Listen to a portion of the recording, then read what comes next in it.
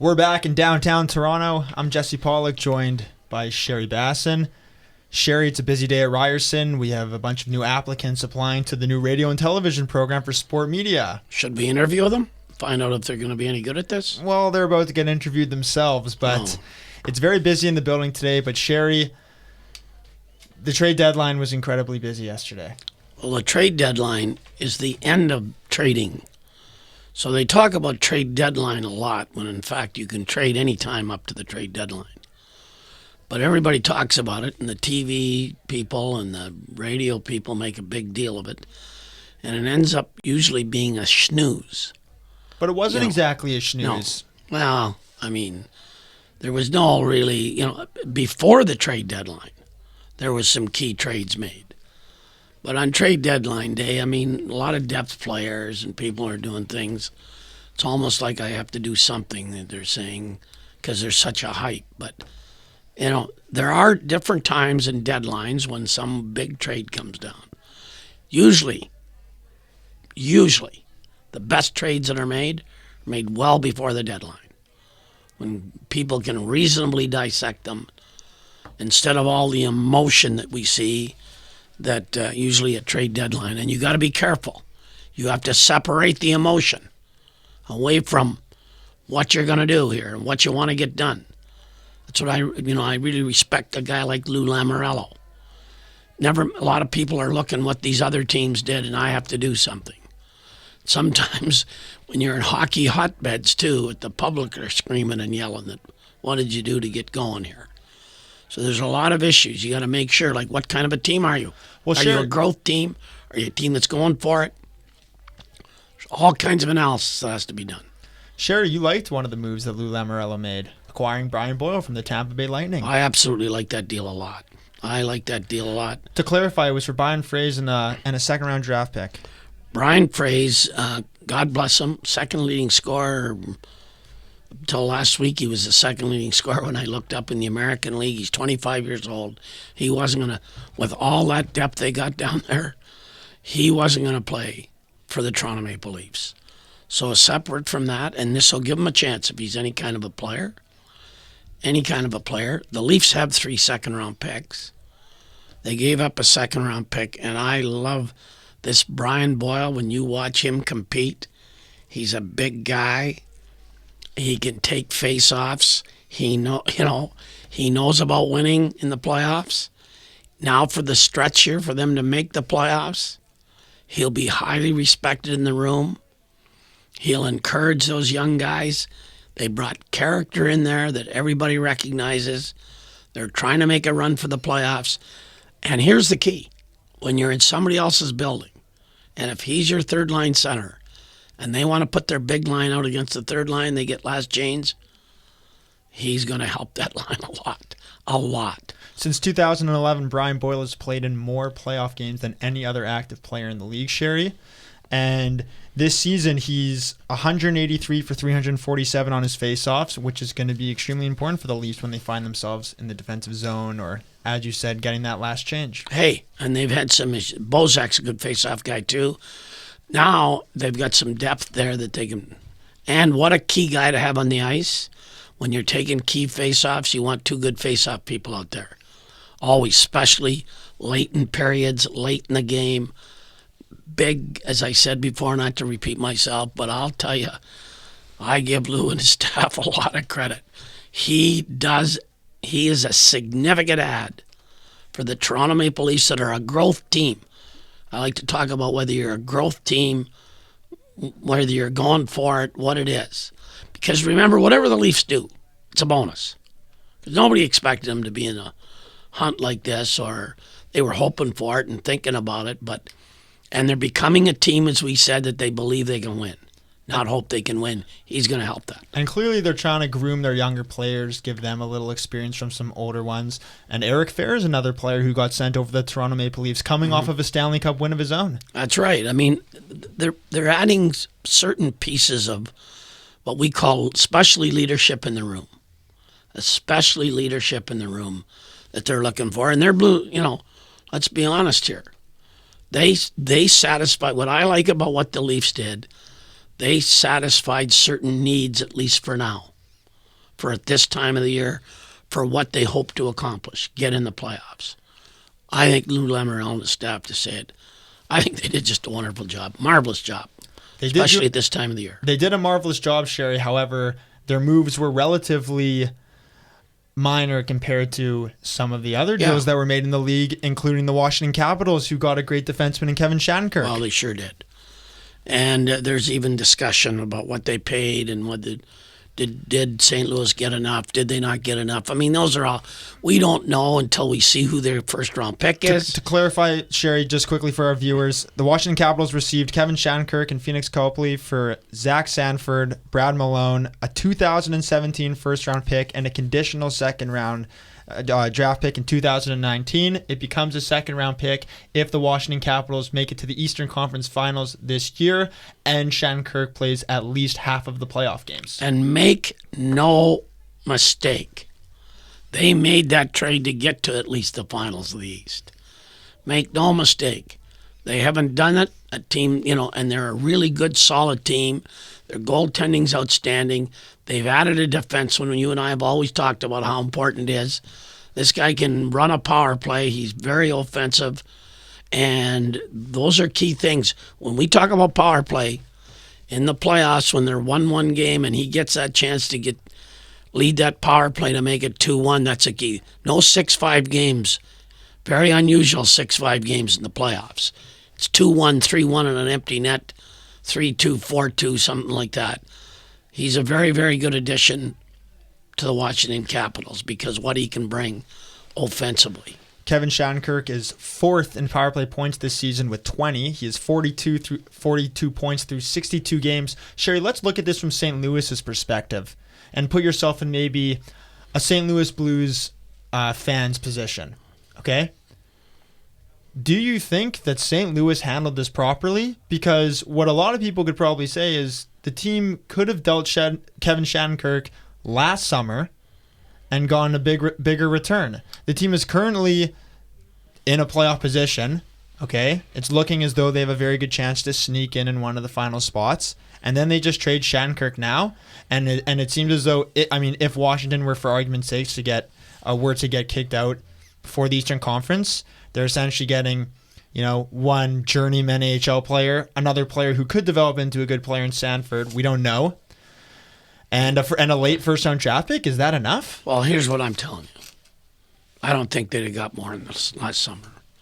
I've been involved in that, trying to make deals like that in the summer, and people kind of they don't really look at it and dissect it. That everybody, first of all, St. Louis knew they weren't going to get him signed. Whether it's cap room or whatever it be, they weren't going to get this guy signed. Well, the market clearly just wasn't very hot for No, and if they'd have got a better deal, they'd have made it. They obviously said, we better take this because this could come off the table. You got to think that they had better deals in the summer, though. I'm not sure of that because I've been around and so forth, and people. I can remember one time when I was working for the Nordique, and we had 2 first-round picks for Tuis, and it doesn't matter. And we said, well, let's see if we can move those, and that was in the fall, and we couldn't get what we wanted to get for those first-round picks. And at this point in time, when they see their team, that's why there's so much emotion at this point in time. 20 games to go. They got a shot at something. Hey, we're pretty good. Never mind teams like Washington about making the playoffs. They're making a move to go a lot further than the playoffs. They've been in the playoffs. They know they're good. They wanted Shattenkirk. And obviously, St. Louis wasn't getting much more. And the young player they got that played in Boston, he's 22 years old. Because let me tell you some things. He played at Boston College, to clarify. Yes, Boston College, I'm sorry. And so he's 22 years old. They obviously took which I'm going to talk a little bit about when you're assessing talent and what's going to come up. But I think that's right now. It was the best St. Louis could do, and they knew they weren't going to sign him, so they got something for him. And then we go. That's the key, Sherry. Right now, it's the best they could do. Right. I don't believe. Perhaps they didn't deal Shattenkirk at the right time. No, I don't think so. I don't think they were going to get more than that before. Oh, okay, well, people don't throw firsts and seconds around. Let's compare the trade to what happened with Minnesota. Minnesota acquired Martin Hansel and Ryan White and a 2017 fourth-round pick for a 2017 first-round pick, a 2018 second-round pick, a 2019 conditional fourth-round pick, and forward Grayson Downing. Okay, so that seems like a lot. And if you compare it to the Kevin Shattenkirk trade, it's not entirely different. It's not like, it's still a person that's like, and you're talking about evaluating the young players and how good are they going to be. And you can't really evaluate something like that, at least for a few years down the line. It's easy to say right now, it could have got more, could have been better. That's not what this is all about. All I know is this. Minnesota's also made a commitment. We're going for it. We're going for it. They are a top team. And they wanted that big center iceman, too, that we just talked about with the Leafs got. They wanted a guy that plays a 200-foot game and, that plays both ends of the ice and is hard to play against, good on faceoffs. Their center ice is very, very good now. Very, very good. So when they're in the playoffs and teams with the last changes, put them on there. Put them on whoever you want. And so that's the real factor. And you can compare who's better and who's good. That's just talk. The real issue is teams have committed, and I think both teams did all right. You know what I mean? And so that I feel really good. Even people would say, and just quickly I want to mention, when the Senators got Burrows from Vancouver, and they said, and they signed him to a 2-year deal. Burrows is 29 teams hate this guy. The only team that loves him is the team he plays on. He's an agitator. He's in your face. And here's the deal that people don't talk about. Okay, Ottawa coach, who I really think the world of that coach. I mean, he's a hard, he gets his teams to play. He was basically playing 10 forwards.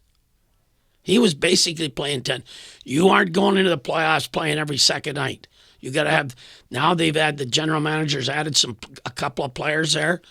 Don't let that go unnoticed, because they're a contending team. They get games in hand. They got to win them.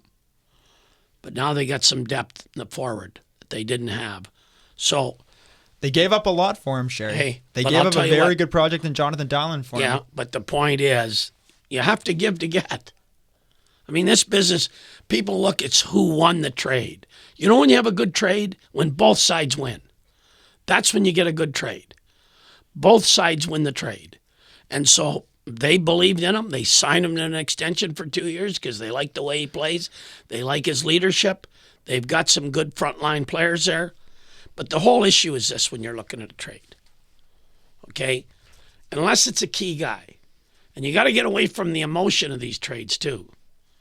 Remember the Forsberg trade? Yes. Forsberg trade for Erat. Okay. Erat's in Europe right now. Forsberg, for lack of another saying, he's a big timer. This guy's coming on. He's a young guy. He's a big guy. He's now going to the hard spots on the ice. He's always had a phenomenal shot. He was taking a lot of his shots from areas that he's got to get into the tough areas. He's now getting into those areas with his good shot. One of the best releases in the NHL. And he got a couple of goals the other night.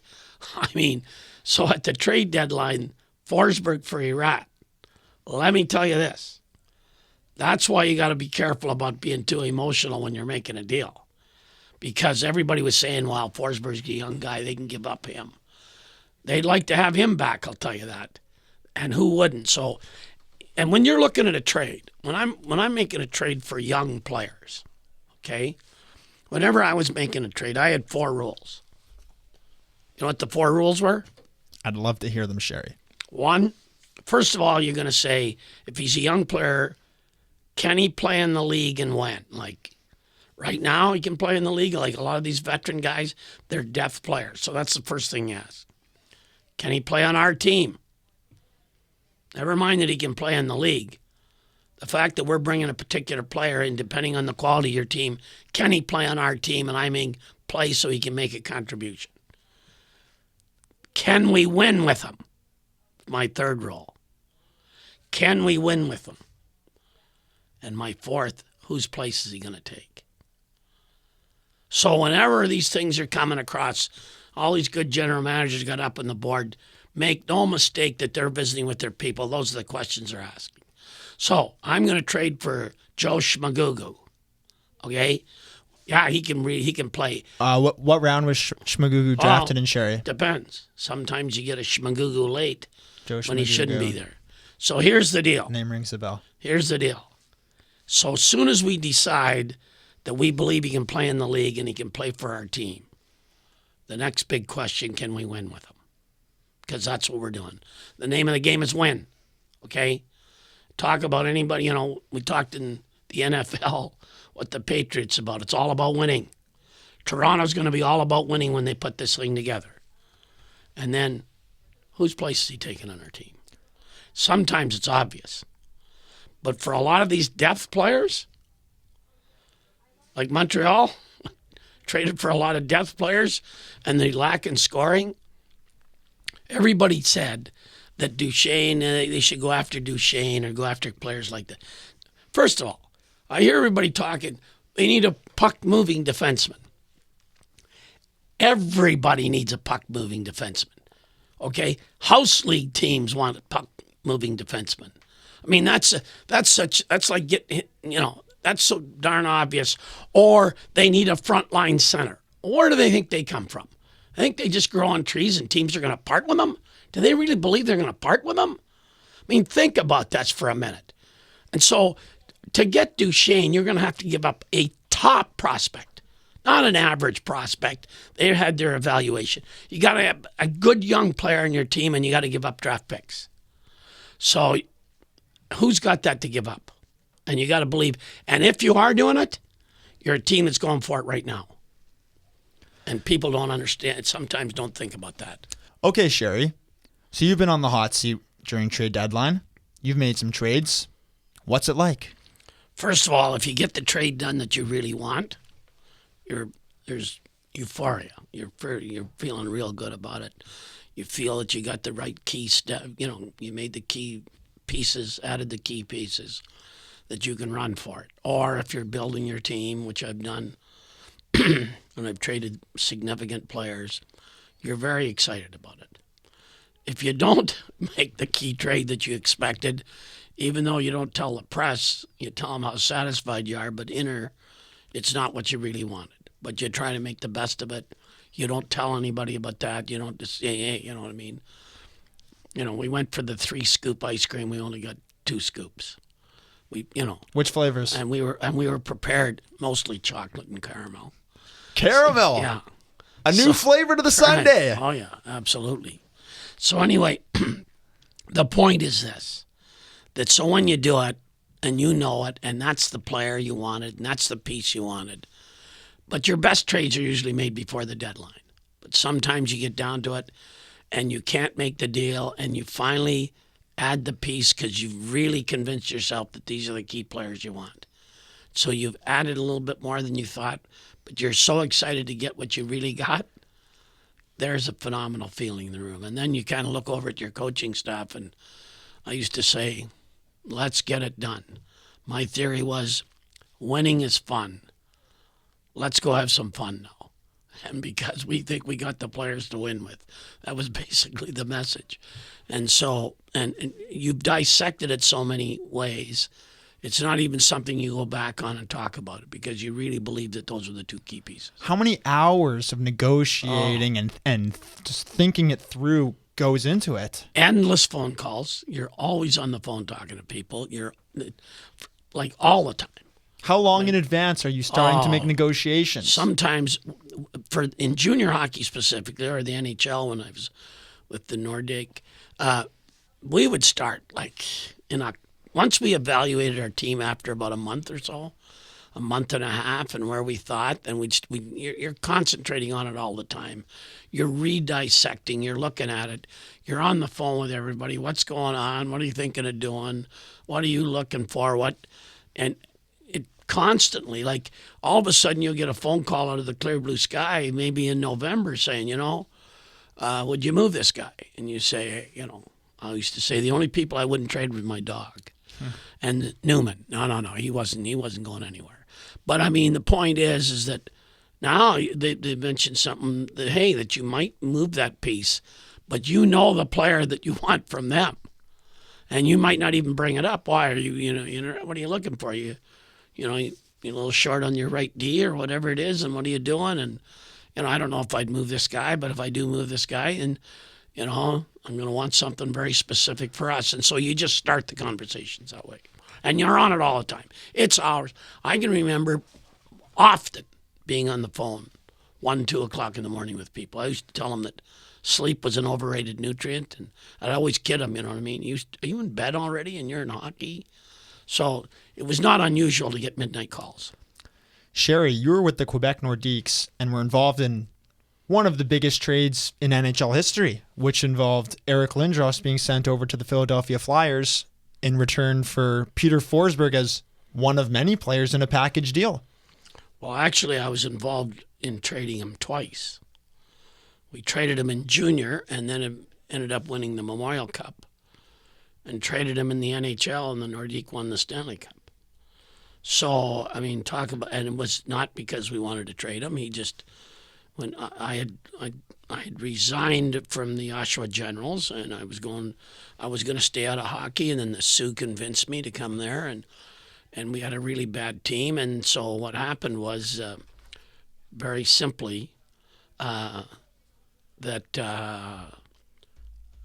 in junior, we made a big trade and won. And then when we got in the NHL and the Nordique, pretty simple.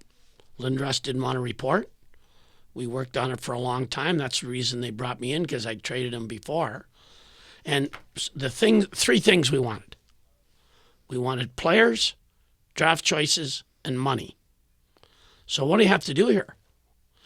So, like for instance, the Leafs had money and draft choices, but no players we wanted. At that time, Pittsburgh had draft choices and players, but no money. So you got to go through every team in detail and their farm teams to dissect and see what they have. And we narrowed it down to 6, 7 teams that had all three. And it was then negotiated. And Mr. Obu, the owner, he went in and he was doing it once we put that. You talk about hours to prepare for this. You got to think about how the detail that you got to analyze every team. You got to think about that, what it takes with your staff. The hours and hours are immeasurable. And then they finally came to a deal. Actually, there was 2 deals made. There was a deal made with Mr. Obu. It was suggested by the Rangers that he'd made a deal with them and Philadelphia. And then it was decided that the deal was really made with Philadelphia. So then what happened is this, because this is the whole story. This is an interesting part of the story. Then we ended up and we made the trade for, we sent Lindros, who was just into the Hockey Hall of Fame, such a superstar player. We ended up getting Steve Duchesne, Peter Forsberg, Ron Hextall, Kerry Huffman, and Mike Ricci. Now, here's who our 4 center icemen were now. Okay? Sakic, Sundin, Forsberg, and Ricci. What kind of a blue line do you think that is? Because there's another story from this, how you build teams from this. That's how you win a Stanley Cup. No, but we got 4 centermen like this, and nobody wanted to be the third-line center of that quality. I mean, who was going to be the third-line center? And he didn't get paid as well as the top 2 centermen. You got issues developing here that's a story for another day. One Hall of Famer was going to be a third-line center. Well, and here's Sundin, Forsberg, and Sakic. Think about it for a minute. And Ricci, and so then everybody thought we were going to trade Ricci, but that's another time. We also got $15 million US when the Canadian dollar was 65 to 70 cents. And this is in the early 90s. Geometric progression for your money and how it gets bigger and bigger. That's a lot of cabbage. So this was, and then here's the other thing. And it was 2 first-round picks. But Philadelphia didn't have 2 first-round picks. They traded 2 first-round picks 2 years in a row. They didn't have 2 first-round picks 2 years in a row. And when I was reading the paperwork after, I went to them and said, I went to our owner and said, what are you doing here? They don't have a second-round pick. And anyway, to top that all off, then we went to arbitration. We were granted an opportunity to pick another player. There was all kinds of rules how you could pick them. And Chris Simon had played for me in junior, and that was a big thing when you got talented hockey players. We had a lot of skill. We wanted a guy that could play and could protect. We picked Chris Simon. Everybody thought we were nuts. He was right there where that team got to win and played a number of years. And that team, with additional trades later on, went to win the Stanley Cup. So Sherry, you passed on Wayne Gretzky in junior. You had the opportunity to draft him, but you opted out of that. And then you traded Eric Lindros, who was supposed to be a generational player similar to Gretzky. What was the backlash like from fans? Were they in hindsight, you have to be happy about the move, but at the time, what was it like when you traded Eric Lindros? Because, of course, you didn't want to stay in Quebec as well. A great question, and the real key was, we didn't want to trade Lindros. He didn't want to report to Quebec. You had to get good return, though. Yeah, as a matter of fact, that's a good question. Because when I met with the family in junior, and he didn't want to report to the Sioux, and we didn't draft. I wasn't part of the organization that drafted him. And when I met with his agent after, the key term was fair equity. And we will determine what's fair equity, not somebody else.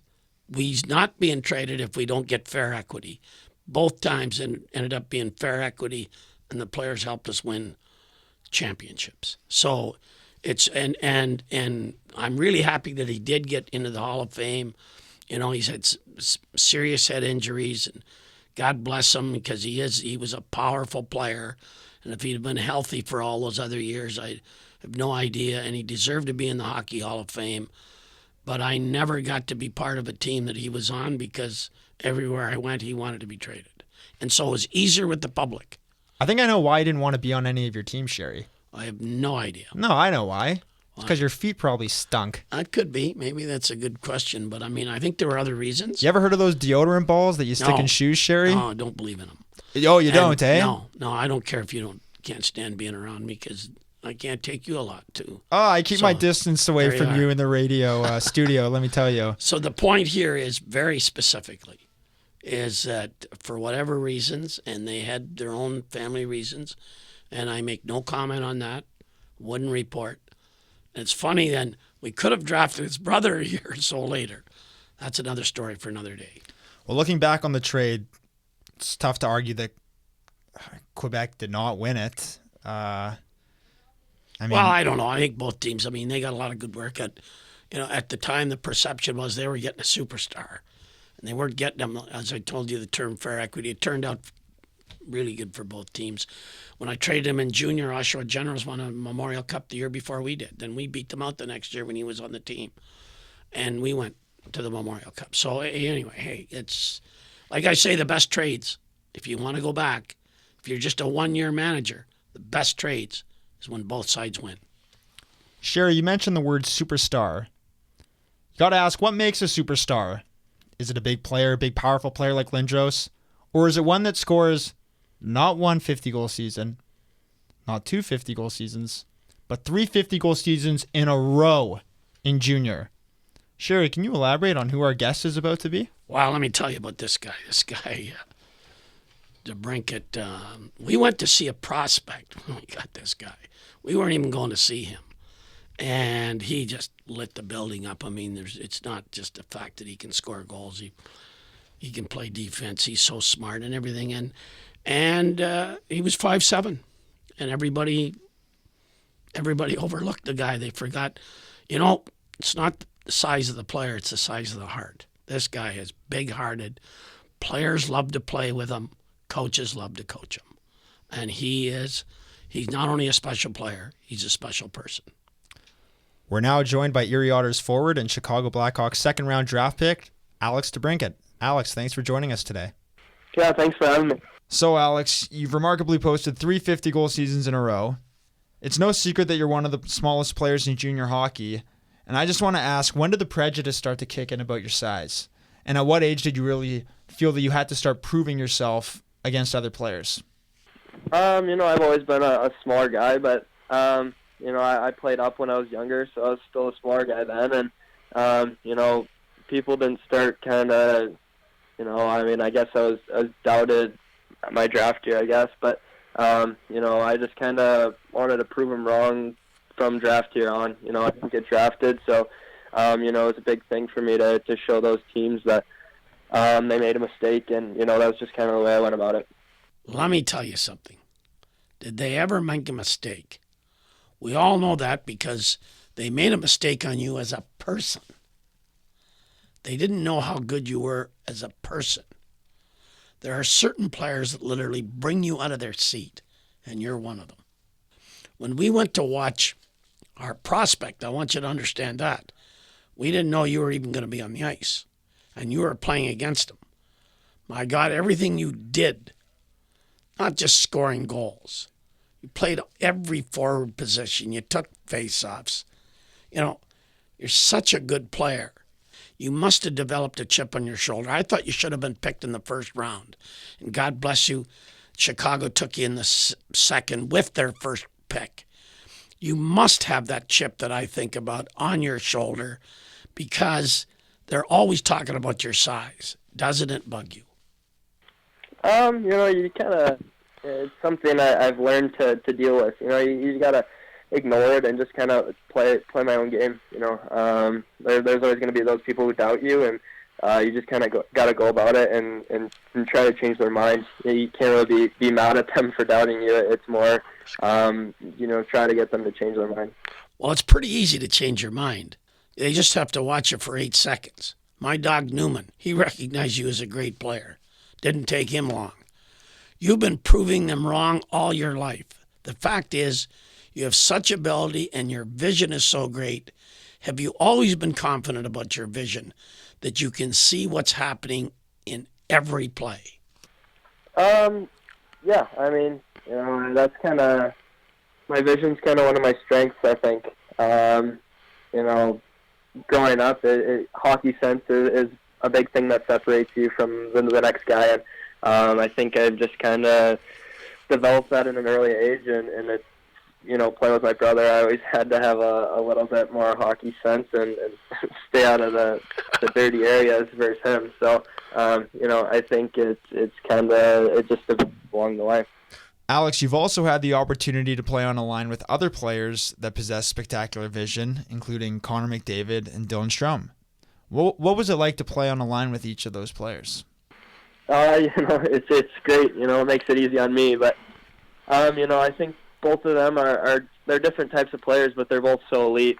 They'll get you the puck. And, Connor's kind of a guy that does everything at top speed. And he controls the game. And, Dylan kind of brings the game to him. He lets the game come to him. And, he obviously is elite too. So, both of them can get me the puck, and you just got to find the open area.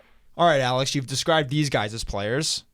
Now I want you to describe yourself and the player that you hope to become when you make it in Chicago. I think I'm I would say a gritty goal scorer. I don't mind getting in the dirty areas to score goals. Most of my goals are right in front of the net. I don't have too many highlight goals, and that's kind of part of my game. I'm not too flashy, but I would say I'm sort of a skilled forward too. I'm not flashy, but I'm not a power forward by any means. So I think that's just kind of the way I'm playing now, and hopefully that carries on to the next level. But if it doesn't, I can figure out something else when that happens. First of all, you're not sort of skilled, and you're not sort of gritty. You are highly skilled, and you have a lot of grit, taking on big 6'4" guys without batting an eyeball. You go to the tough areas. You are super talented and a super kid, and there's no question you're going to play in Chicago. Make no mistake about that unless they got blindfolders on. I can't argue with Team USA because they ended up winning the gold medal. But I am bitter, and you must be bitter too about Team USA. Yeah, it's it's part of the game. You're not going to make every team you try out for, and you just gotta to go about it. They did a great job in the tournament. They ended up winning, so I'm sure they're not regretting anything. But it obviously sucks not making that team. But life goes on. Well, I called you right after you got cut and you were at home. And I was impressed with your comment. And people should know about you. And all you talked about is how you were committed to winning in Erie. And that is what you are all about. You didn't pout. You didn't, you just basically said, in my terminology, let's quit the pitter patter and let's get at her. You accepted the responsibility and commitment to Erie. I'm excited about you. I love you as a person. And I think Chicago got themselves a hell of a deal. Thank you. You're a special person, a special player. Jesse talks to me about you a lot. We're excited about having you on. Keep it going. Oh, no problem. Thanks for having me. Thanks for joining us, Alex. Good luck in the playoffs. Yeah, thank you. See you guys. I'll tell you, Sherry, when that guy gets in Chicago's system, gets the opportunity to play with guys like Patty Kane, Jonathan Taves, look out. I see 30 goals in a season in that guy's future. I mean, I see it too. I mean, there's no question. As you pointed out very vividly in your questions, he's always had to prove his size. So he's used to that. And as he told us in the interview about how he can see and what he does, and he believes he's gritty, he is gritty. And size won't matter with him. Well, Chicago's got a couple smaller guys of their own. Patty Kane, they got Panarin as well. Sure. He'll thrive. Imagine all that skill on the ice at one time. Imagine on a power play and stuff. Oh, he's got an NHL release already, too. Oh, yeah, he does. Jeez. And accuracy. Sure, we're going to close the show talking about the OHL and the WHL for that matter. The financial statements were released about each team, and of the 41 teams that were examined, 18 of them proved to not profit. They lost money. And on top of that, only 2 teams made more than $1 million in a season off of the reported profit and loss. Well, that's a good point. And you mentioned that point, too, that it's not only that almost half the teams lost money, that only 2 teams made some significant money. And that's, when people invest in different areas, the point is the issue that people suggest that they make all this money off the backs of these players. And as we've said a million times before, how well they're looked after, and I really believe in my heart they are. I'm going to tell you this, as you said, this is an issue that it's been going on and on for a long time. And now there's some facts being presented. We got to talk about this next week. We got to really dissect this. This is part and parcel of another show where we can give it a lot of time.